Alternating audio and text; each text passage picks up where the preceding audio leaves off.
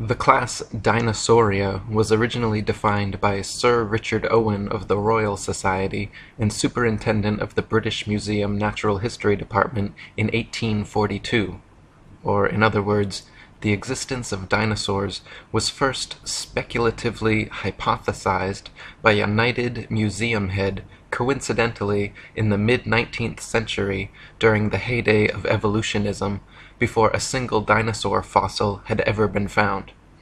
The Masonic media and mainstream press worldwide got to work hyping stories of these supposed long-lost animals, and then, lo and behold, 12 years later, in 1854, Ferdinand Vanderveer Hayden, during his exploration of the upper Missouri River, found proof of Owen's theory. A few unidentified teeth he mailed to leading paleontologist Joseph Leidy, who several years later declared them to be from an ancient, extinct Trachodon dinosaur, which, beyond ironically, means rough tooth.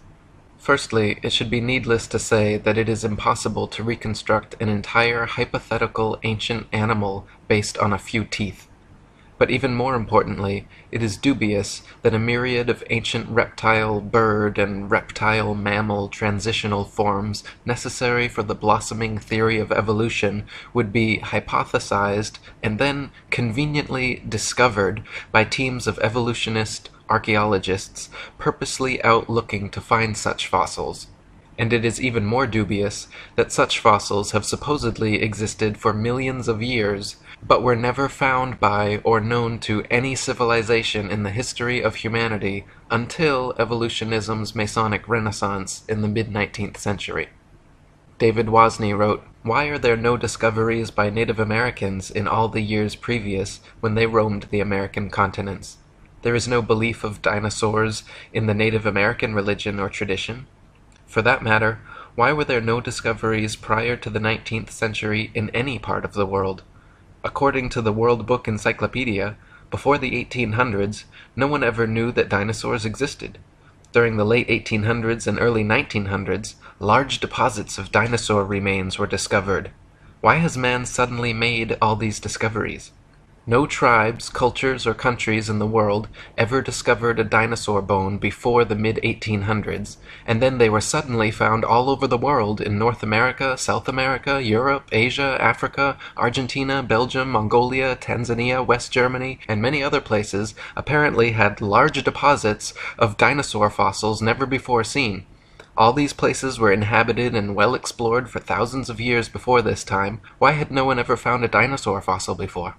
According to the book The Dinosaur Project, paleontological journalist Wayne Grady claims the period following this, from around 1870 to 1880, became a period in North America where some of the most underhanded shenanigans in the history of science were conducted. In what was known as the Great Dinosaur Rush, or the Bone Wars, Edward Drinker Cope of the Academy of Natural Sciences and Othniel Marsh of the Peabody Museum of Natural History began a lifelong rivalry and passion for dinosaur hunting. They started out as friends, but became bitter enemies during a legendary feud involving double-crossing, slander, bribery, theft, spying, and destruction of bones by both parties. Marsh is said to have discovered over 500 different ancient species, including 80 dinosaurs, while Cope discovered 56. Out of the 136 dinosaur species supposedly discovered by the two men, however, only 32 are presently considered valid, as the rest have all proven to be falsifications and fabrications. None of them once claimed to find a complete skeleton either, so all their work involved reconstructions. In fact, to this day, no complete skeleton has ever been found, and so all dinosaurs are reconstructions.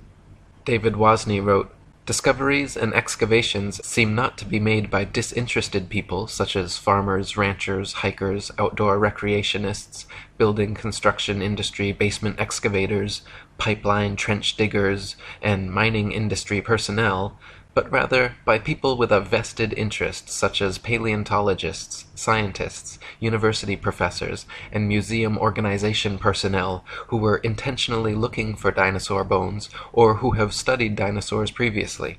Finds are often made during special dinosaur bone hunting trips and expeditions by these people to faraway regions already inhabited and explored. This seems highly implausible. More believable is the case of the discovery of the first original Dead Sea Scrolls in 1947, which were unintentionally discovered by a child and which were all published by 1955. In some cases of a discovery of dinosaur bones by a disinterested person, it was suggested to them by some professional in the field to look or dig in a certain area. Also very interesting to note are special areas set aside and designated as dinosaur parks, for which amateur dinosaur hunters are required to first obtain a dinosaur hunting license. Whatever destination these establishment-funded archaeologists and paleontologists set, it seemed they found incredible numbers of fossils in tiny areas. In one of the largest dinosaur excavation sites, called the Ruth Mason Quarry, over 2,000 fossils were allegedly discovered. Casts and original skeletons assembled from these bones are currently on display in over 60 museums worldwide. Florentino Ameghino, head of paleontology at La Plata Museum, is amazingly responsible for 6,000 fossil species supposedly discovered throughout his career, all in Argentina. Dinosaur hunter Earl Douglas sent 350 tons of excavated dinosaur bones to the Carnegie Museum of Natural History throughout his career, all coming from the Dinosaur National Monument in Utah. During an expedition to Patagonia, Dr. Louis Chiappe and Dr. Lowell Dingus supposedly discovered thousands of dinosaur eggs at a site of only a few hundred square yards. Many experts have mentioned how such finds of huge quantities of fossils in one area by just a few highly invested individuals goes against the laws of natural probability and lends credence to the likelihood of forgeries or concentrated planting efforts. David Wozni wrote, "Dinosaur bones sell for a lot of money at auctions. It is a profitable business. There is pressure for academics to publish papers. Museums are in the business of producing displays that are popular and appealing. Movie producers and the media need to produce material to sell to stay in business.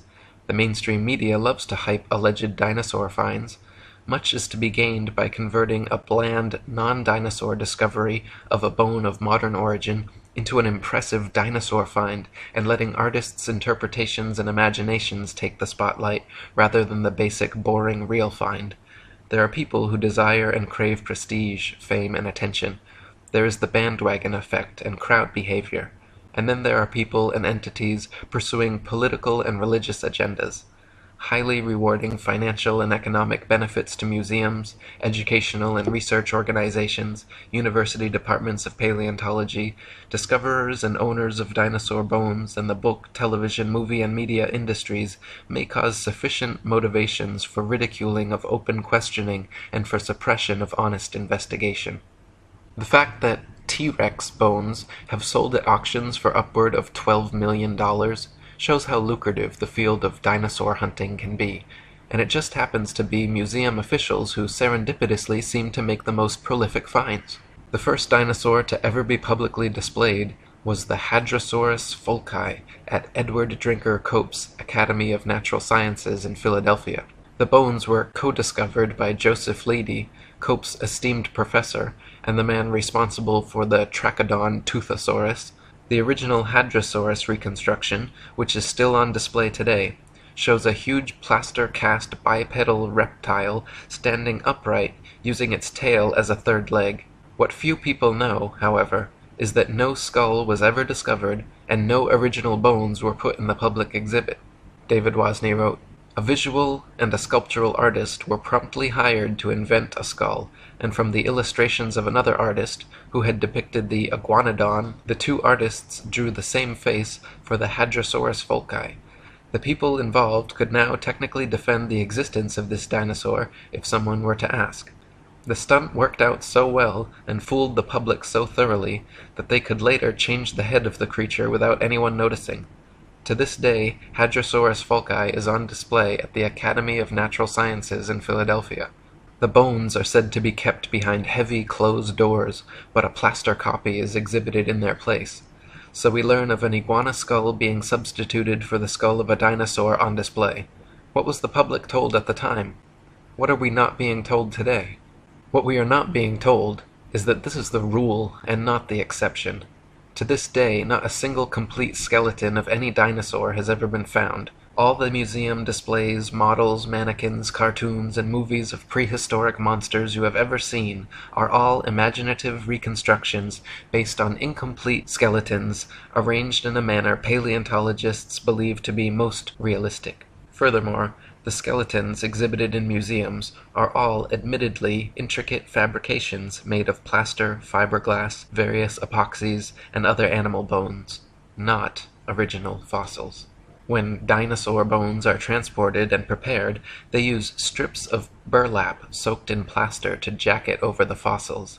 Then, after applying a tissue separator to keep the plaster from direct contact with the bone, the soaked burlap strips are laid on until it is totally encased in a protective, mummy-like coating ready for safe transport. In an article titled, "A Fossil's Trail from Excavation to Exhibit," one insider remarked that, through mold making and casting, we can totally fabricate limbs, ribs, vertebrae, etc. for the missing pieces of an articulated skeletal mount. Plaster, fiberglass, and epoxies are often and commonly used. In reconstruction work on single bones, small to large cracks can be filled in with mache or plaster mixed with dextrin, a starch that imparts an adhesive quality and extra hardness to regular molding plaster. We've also had success using epoxy putties. Large missing fragments can be sculpted directly in place with these same materials. In other words, museum personnel work with plaster and other materials to transport and fabricate skeletons and missing or incomplete bones all the time. In fact, the huge dinosaur bone displays found in museums across the world are admittedly carefully prepared fakes. No independent researcher has ever examined a real dinosaur. They claim all the actual fossils are kept in high-security storage, but only a select few paleontologists are ever allowed to examine them, so the ability to ascertain their authenticity is kept from the general public. Robin Kofod wrote, "Most people believe that dinosaur skeletons displayed in museums consist of real dinosaur bones. This is not the case. The real bones are incarcerated in thick vaults to which only a select few highly placed researchers hold a key, which means that no independent researcher has ever handled a Tyrannosaurus rex bone. When people unaffiliated with the paleontological establishment attempt to gain access in order to study these dinosaur bones, they are met with refusal upon refusal. Only around 2,100 dinosaur bone sets have been discovered worldwide, and out of these, only 15 incomplete Tyrannosaurus rex bone sets have been found. These dinosaur bone sets have never formed a complete skeleton, but from these incomplete bone sets, paleontologists have constructed a hypothesis about the appearance of the whole skeleton which they have modeled in plastic. If thousands of long necks and large carnivorous reptiles had really roamed the earth, we wouldn't only have found 2,100 dinosaur bone sets, but millions of bones, with ordinary people tripping over them when digging in their vegetable patches." David Wozni wrote, "When children go to a dinosaur museum, are the displays they see displays of science, or displays of art and science fiction? Are we being deceived and brainwashed at an early age into believing a dinosaur myth? Deep, probing questions need to be asked of the entire dinosaur business. There may have been an ongoing effort since the earliest dinosaur discoveries to plant, mix, and match bones of various animals, such as crocodiles, alligators, iguanas, giraffes, elephants, cattle, kangaroos, ostriches, emus, dolphins, whales, rhinoceroses, etc., to construct and create a new man-made concept, prehistoric animal called the dinosaur. Where bones from existing animals are not satisfactory for deception purposes, plaster substitutes may be manufactured and used. Some materials similar or superior to plasticine clay or plaster of Paris would be suitable. Molds may also be employed. What would be the motivation for such a deceptive endeavor? Obvious motivations include trying to prove evolution, trying to disprove or cast doubt on the Bible and the existence of a God, and trying to disprove the young Earth theory. The dinosaur concept implies that if God exists, he tinkered with his idea of dinosaurs for a while, then probably discarded or became tired of this creation, and then went on to create man.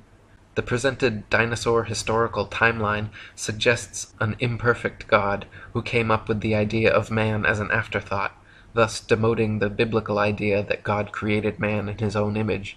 Type dinosaur skulls into a search engine, and you will find a variety of replicas, tailor-made dinosaurs, and museum-quality skeletons.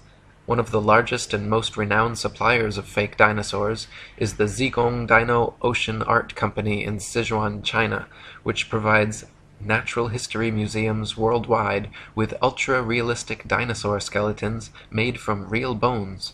Chicken, frog, dog, cat, horse, and pig's bones are melted down, mixed with glue, resin, and plaster, then used as base material for recasting as dinosaur bones. They are even given intentional fractures and an antiquated, fossilized look to achieve the right effect. Their website boasts over 62% of our output goes to American and European markets, which means we will understand and are familiar with the intricacies and regulation of exporting to these regions.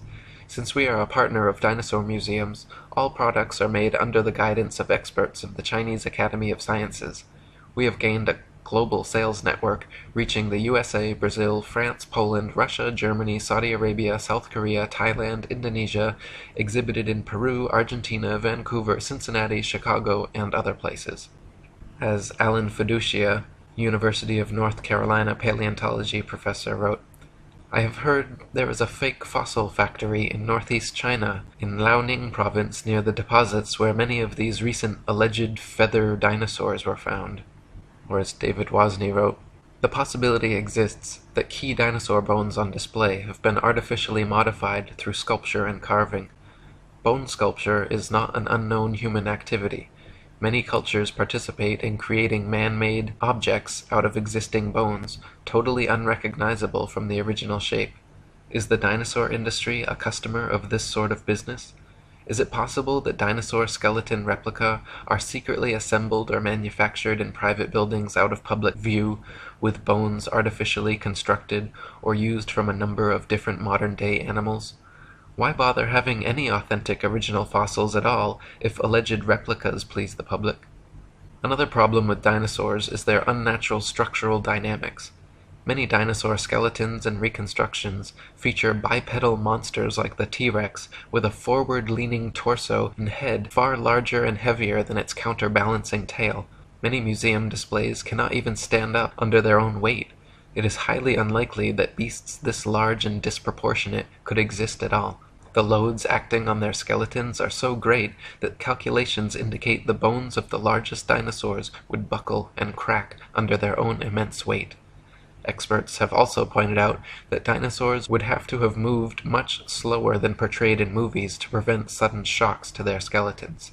David Wozni wrote, "This idea of slow-moving animals does not agree with the biomechanical analysis of dinosaurs, which indicate that the dinosaurs were agile, active creatures. This is the paradox between the dinosaur's size and lifestyle. Many displays and drawings of dinosaurs appear to be an absurdity, showing a two-legged animal that would be totally off balance, with the weight of head and abdomen much greater than weight of tail, which is supposed to act as a counterbalance. Is the dinosaur industry a case of science trying to meet public desires or expectations? The movie Jurassic Park is an example of showing dinosaurs much larger than any current displays in museums. After the movie came out, it is interesting to note that many articles were written asking, 'Is this possible?' I can recall a report of dinosaur DNA being discovered preserved in amber, which later turned out to be false."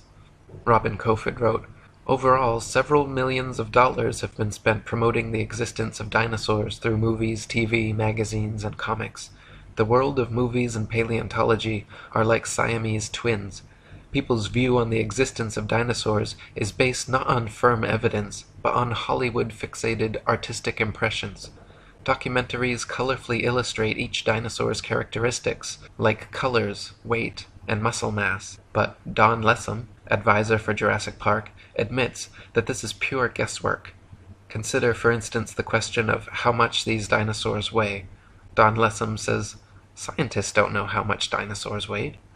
Dinosaurs are presented to the public with colorful artistic reconstructions, drawings, models, mannequins, gigantic skeletons in museums, cartoons and movies showing these beasts in explicit detail, but the fact is, from the assigning and arrangement of bones in each species, to the impossible to discern soft tissue, skin, eyes, noses, color, hairiness, texture, etc., just like the many supposed ape-man species, all dinosaur reconstructions are 100% fictional fabrications created by invested and inventive evolutionists. They purposely present dinosaurs to children in the media to spark and bias their young imaginations toward their machinations. Cartoons like Ice Age and The Land Before Time, movies like Jurassic Park and Dinosaur Island, coloring books, dolls, plastic toys, elementary school textbooks, and huge displays in children's museums certainly have an effect on budding young minds.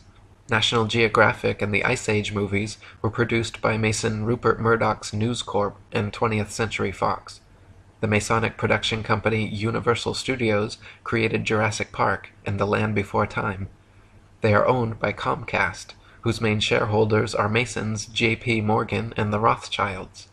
Discovery Channel, which features many dinosaur documentaries, is also financially advised by N.M. Rothschilds and Son Limited. Former paleontology student Michael Forsell claimed on a radio interview with leading paleontologist Jack Horner that he was a total fraud, fabricating evidence and perpetuating the myth of dinosaurs. He continued on saying, "I started my career in the field of paleontology only to leave my studies once I realized the whole thing was a sham. It's nonsense. Most of the so-called skeletons in museums are actually plaster casts. They even do it openly on documentaries now, preserving the bones my ass. I struggled as a student mainly because I could not tell the difference between a fossilized egg and an ordinary rock, and of course there is no difference. I was treated like a leper when I refused to buy into their propaganda and promptly left the course. Dinosaurs never existed. The whole shebang is a freak show. They just grab a couple of old bones and form them into their latest Frankenstein's monster-like exhibit. We are all being fooled, and it's wrong, but together we can stop it." Many claim that since dinosaur fossils have been radiometrically dated to be tens of millions of years old, that their authenticity is thus proven. The fact is, however, that the methods used to date dinosaur fossils involve not measuring the actual fossils, but the rocks near where they are found. Most fossils are found near the surface of the Earth, and if a modern-day animal were to die in the area, paleontologists would be likely to date them the same age. Dr. Margaret Helder, in her book Completing the Picture, a handbook on museums and interpretive centers dealing with fossils, she writes, "Scientists used to be very impressed with the potential of radiometric for coming up with absolutely reliable ages of some kinds of rocks. They do not feel that way anymore. Having had to deal with numerous calculated dates which are too young or too old compared with what they expected, scientists now admit that the process has many more uncertainties than they ever would have supposed in the early years. The public knows almost nothing about uncertainties in the dating of rocks. The impression that most people have received is that many rocks on Earth are extremely old and that the technology exists to make accurate measurements of the ages.